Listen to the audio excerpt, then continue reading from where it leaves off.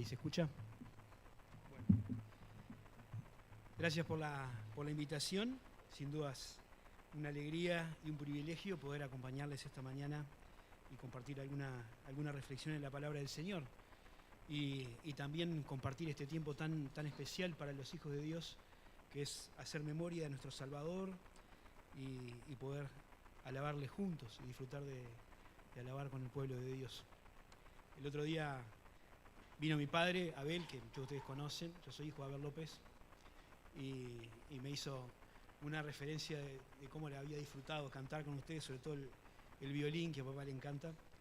Así que bueno, hoy lo comprobé personalmente, aunque ya lo había hecho otras veces. Hermanos, qué bendición tenemos como iglesia de poder compartir estas cosas, ¿no?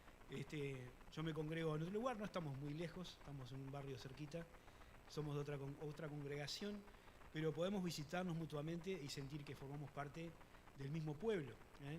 Y una de las particularidades o de las bendiciones que tiene la iglesia es esta vinculación particular que tienen sus miembros.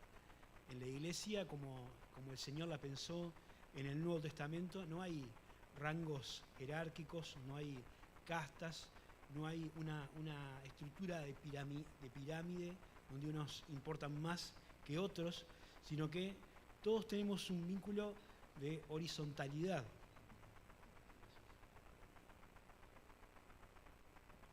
Somos hermanos, ¿no? Somos hermanos entre nosotros.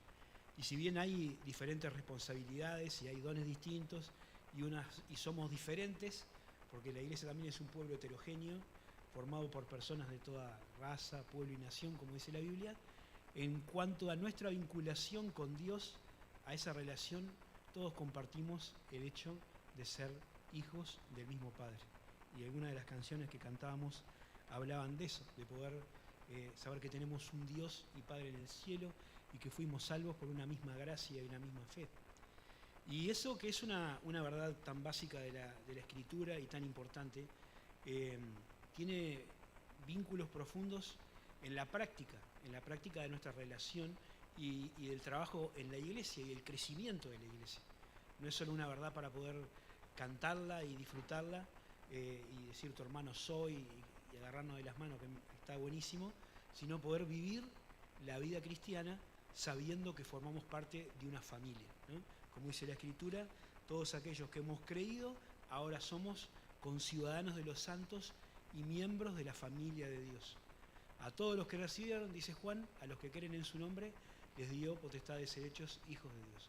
Y como hijos de Dios conformamos esta misma familia celestial. Y en base a esto, yo quería compartir alguna reflexión. Todo mensaje o toda reflexión tiene un disparador o algo por lo cual viene una idea que uno empieza a reflexionar y a tratar de desarrollar. Y quiero compartirles el pasaje donde empecé a pensar en esto. Es el texto de Hechos capítulo 9.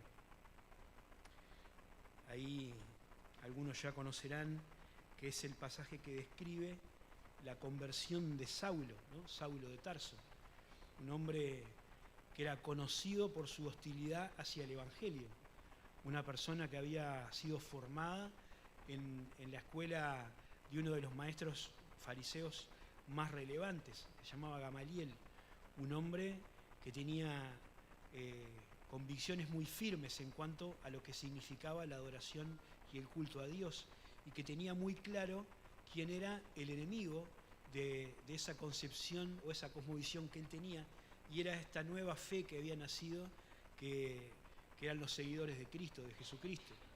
Así que él había tomado como una misión personal hacer todo lo que fuera posible en contra de los cristianos, todavía no llamaban cristianos, pero en contra de los discípulos.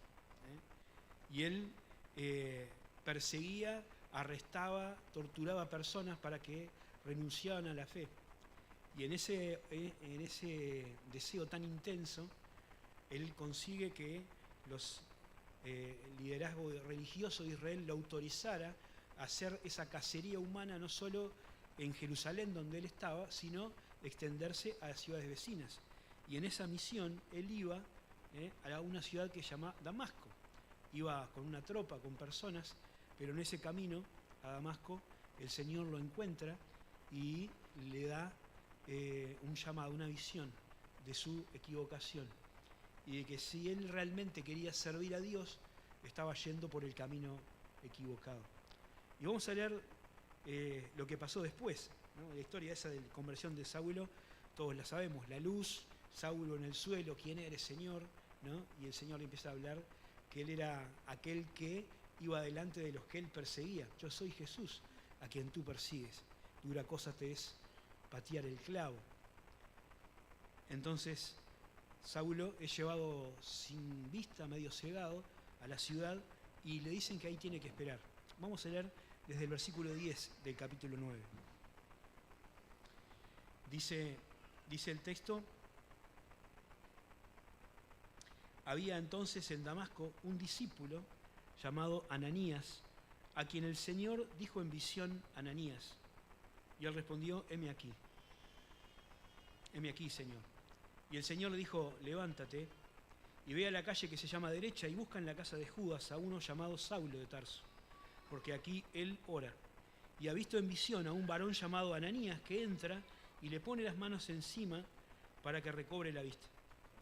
Entonces Ananías respondió: Señor, he oído mucho acerca de este hombre, cuántos males ha hecho entre tus santos en Jerusalén, y aún aquí tiene autoridad de los principales sacerdotes para prender a todos los que invocan tu nombre.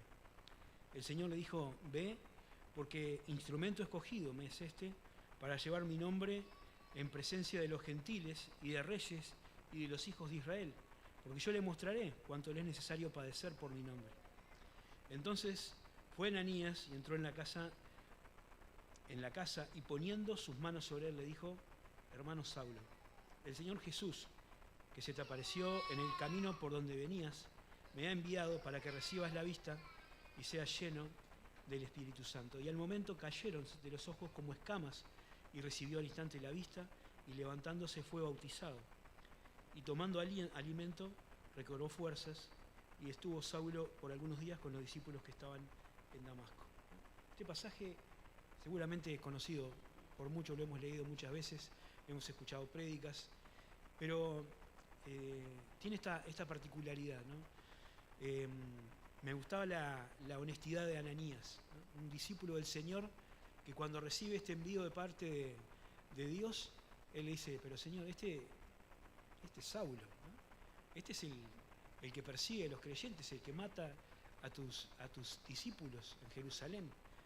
Es famoso por las cosas que hace, ¿no? Y muestra una preocupación genuina, que seguramente en ese tiempo muchos podrían haber pensado, o podríamos haber pensado lo mismo, y haber desconfiado de que realmente el apóstol Pablo se hubiera convertido y no estuviera haciendo alguna especie de estrategia para identificar a los creyentes, en donde se reunían y poder llevar presos a más personas. Pero el Señor lo tranquiliza y le dice: vos andá, porque este es un instrumento escogido. Así que Ananías fue, ¿no? Obedeció y no lo hizo a regañadientes. Él fue confiando en la palabra de Dios. Y me encanta, me emociona esas palabras que le dice cuando se encuentran, ¿no? Hermano Saulo.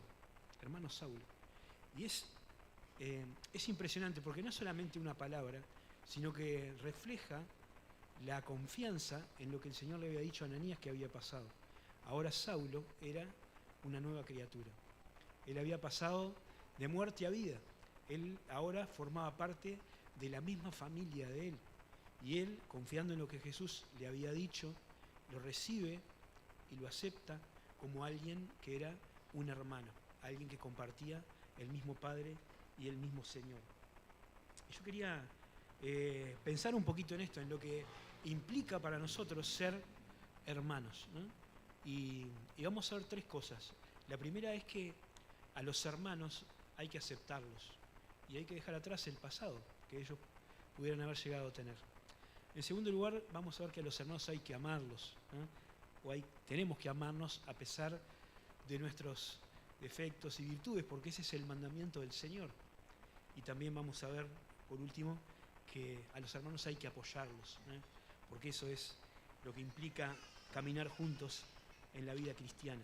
Así que, en primer lugar, esto, que a los hermanos hay que aceptarlos olvidando su pasado. Cada uno de nosotros acá tiene su propia historia. Yo no conozco a muchos, es bueno ir a una iglesia cada tanto y ver que hay personas que uno no conoce, porque quiere decir que la iglesia va creciendo. Puede significar también que uno tiene mala memoria, pero creo que se dan las dos. Y cada uno de nosotros acá, los que nos conocemos y los que no, tenemos nuestro propio pasado, más o menos terrible. Algunos podemos pensar que no éramos tan malos, porque nacimos en un hogar cristiano, y más o menos estuvimos dentro de este ámbito de la iglesia durante toda la vida, pero también teníamos nuestros pecados, y los tenemos todavía, y nuestras cosas que no agradan a Dios. Alguno puede haber vivido una vida anterior de la cual se avergüence, y puede haber estado en caminos muy malos, y podemos ver lo que Dios ha hecho en la vida de cada uno de nosotros. Ahora, lo que la Biblia nos demanda es que nosotros tenemos que mirar a los hermanos no por lo que fueron, sino por lo que Dios ha hecho con ellos, incluso más con lo que Dios va a hacer con cada uno de nosotros.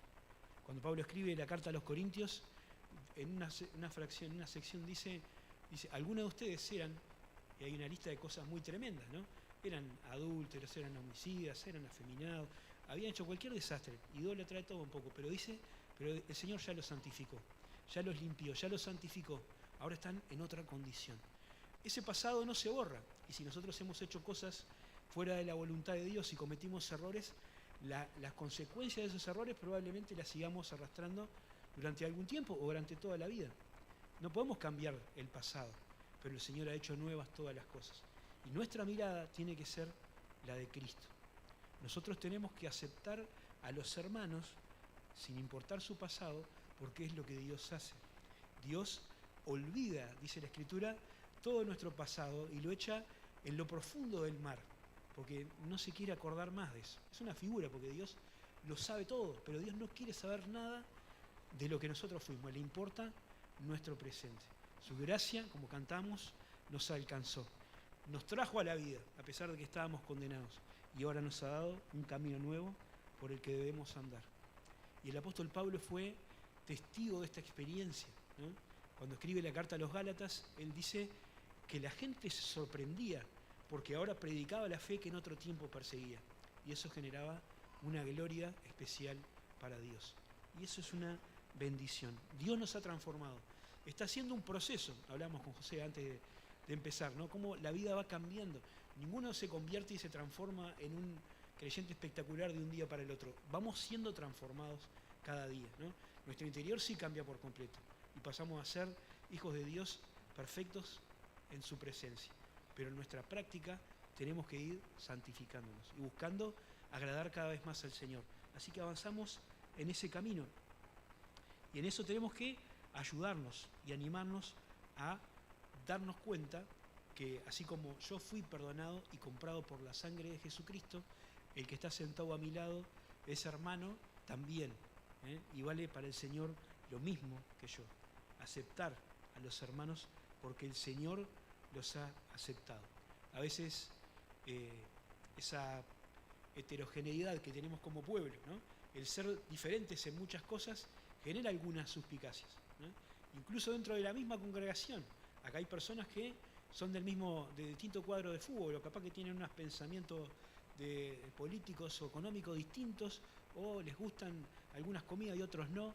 Y eso es parte de la dinámica de ser de un pueblo como este, pero no es una base sobre la cual nosotros nos podamos o tengamos que discutir o dividir. A alguno le gustará la pizza con ananá, que es un gran debate en el mundo, y a otro no, pero es una cosa anecdótica. ¿Saben que en la época del apóstol Pablo había algunas discusiones por la comida? No eran por temas tan superfluos como los gustos, tenían un trasfondo espiritual, ¿no? Y unos decían, ¿se puede comer sacrificado a los hijos? Otros decían, no, eso no se puede comer.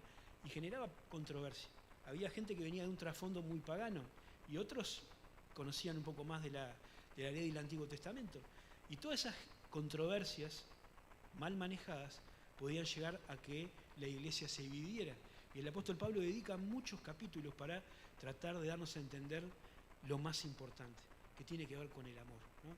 Más allá de tus preferencias, de tus gustos, de tus ideas, lo que tiene que ser más importante que todo es el amor y la conciencia de que Cristo murió por ese que de repente no piensa tan igual como vos. Dentro del mundo cristiano también hacemos las cosas distintas. Tenemos una liturgia diferente en las reuniones, a algunos les gusta cantar de una manera, otros de otra, otros levantan las manos, otros no. Tantas diferencias podemos encontrar. Y si nos ponemos a ver esos detalles, seguramente no podamos disfrutar de ser parte de una familia, ¿no? A veces pasa en nuestra propia familia de carne, ¿no? Si nos ponemos a discutir con nuestro hermano, capaz que terminamos peleándonos y arruinando una comida familiar. Pero, ¿qué es lo más importante? Lo más importante es que somos hijos del mismo Padre. Hay un versículo muy impactante para mí cuando Pablo está hablando de toda esta problemática que suele dividir a la gente. Y dice, por ejemplo, Romanos 14:15 dice, si por causa de la comida, ¿no?, que es el tema que se estaba hablando en ese pasaje, tu hermano es contristado o es entristecido, ya no andas conforme al amor.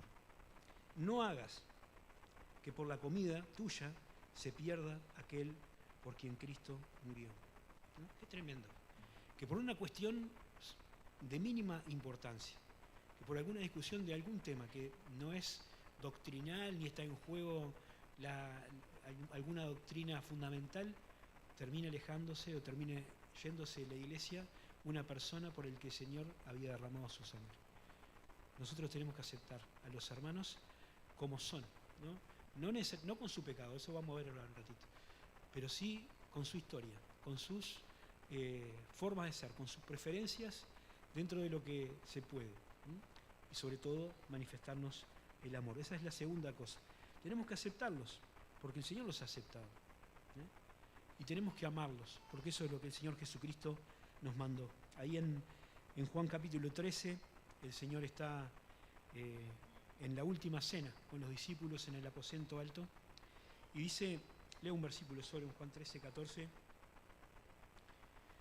un mandamiento nuevo os doy, que os améis unos a otros como yo os he amado, que también os améis unos a otros. Conocemos este texto también, ¿no? Un mandamiento nuevo os doy, que se amen unos a otros como yo os he amado, también os améis unos a otros. Y en realidad no era un mandamiento completamente nuevo, inaudito, porque ya en el Antiguo Testamento estaba esta instrucción, ¿no? ¿Se acuerdan? Una vez le preguntaron al Señor cuál era el mandamiento más importante. Y el Señor, ¿qué dijo? Amarás al Señor con todo tu corazón, con toda tu alma, con toda tu mente, con todas tus fuerzas, y a tu prójimo como a ti mismo. El tema de amar al prójimo ya estaba en el pensamiento del pueblo de Dios. Ahora, el Señor agrega algo que sí es importante y que es lo novedoso, entre comillas, que es la medida, ¿no? Como yo os he amado, que os améis unos a otros.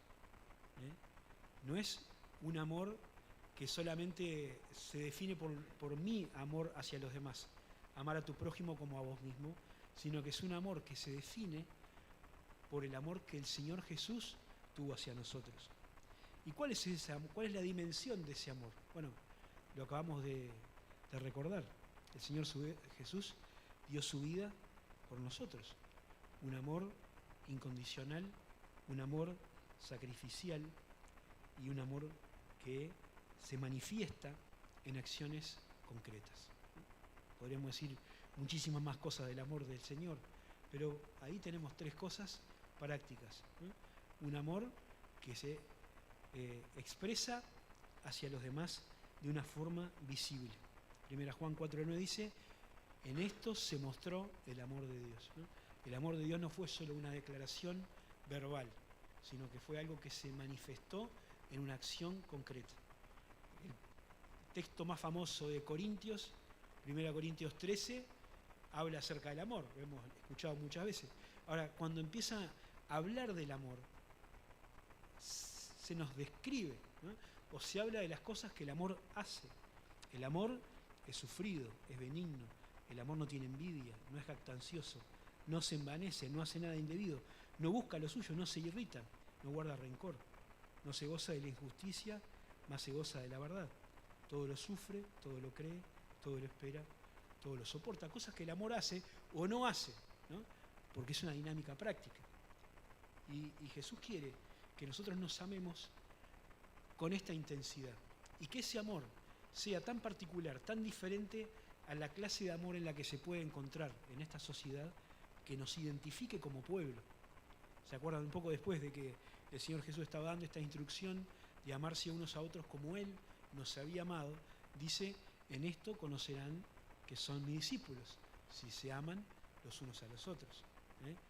Con esta clase de amor, sin duda que vamos a ser diferentes que otros amores, entre comillas, que esta sociedad proclama. Qué diferente que es. Ahora, este amor tiene que mostrarse en la práctica. En Filipenses Pablo dice que una expresión del amor es tener el mismo sentir que hubo en Cristo Jesús. Pasaje conocido de Filipenses capítulo 2. Y empieza a comparar ahí también la obra de Dios desde su descenso a humanizarse, a despojarse de lo que Él era, para venir a ser como cada uno de nosotros. Ese sentir que hubo también en Cristo Jesús se manifiesta en una preocupación sincera por el hermano que está a mi alrededor, por una forma de acercarnos al otro que lo ponga en primer lugar, no mirando, como dice Pablo, lo suyo propio, sino cada cual también por los de los demás. No siendo egoístas, sino siendo generosos, cediendo en vez de competir, cooperando en vez de rivalizar y sirviéndonos por amor en vez de estar reclamando lo que nos corresponde.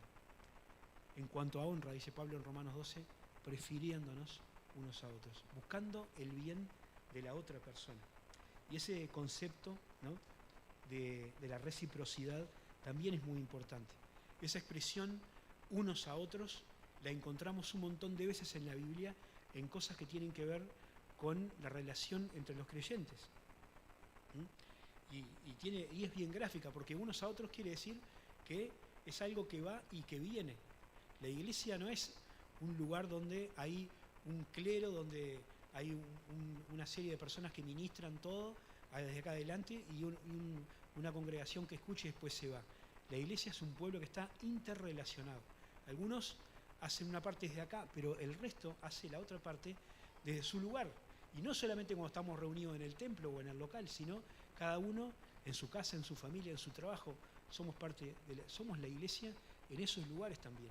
Y ahí es que tenemos que ejercer esto de preferirnos unos a otros. La Biblia dice que tenemos que amarnos unos a otros, como decíamos, que tenemos que perdonarnos unos a otros, porque sin perdón no se avanza en el camino de la fe.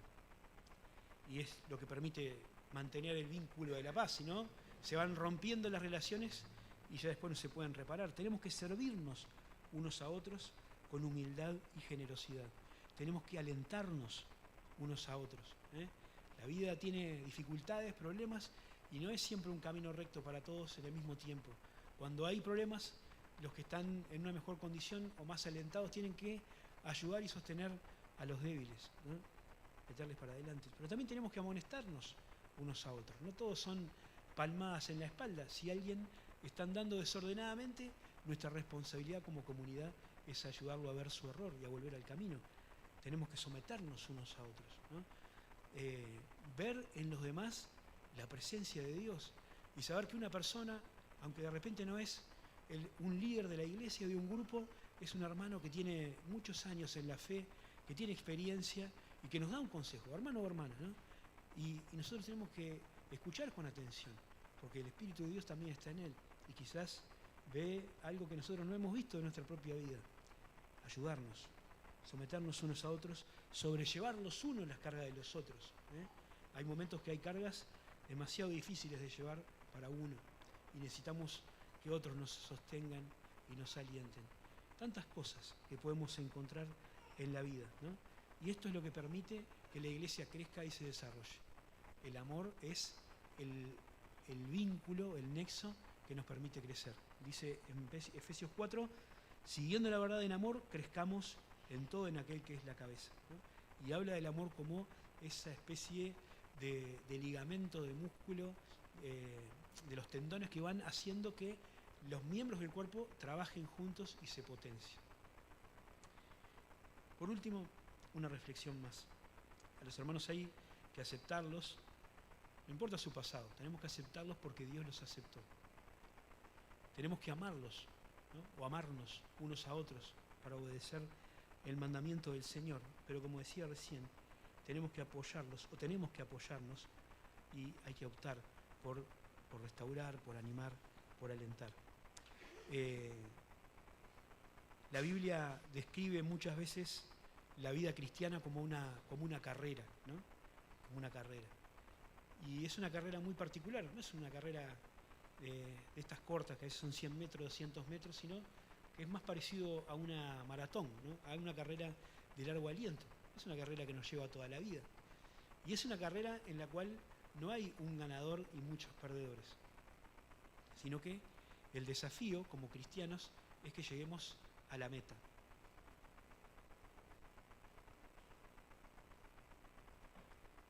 Y que lleguemos a la meta juntos, ¿no?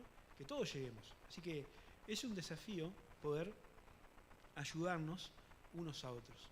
En Eclesiastés, Salomón escribe un pasaje muy interesante ahí en el capítulo 4 y dice, mejores son dos que uno, ¿no?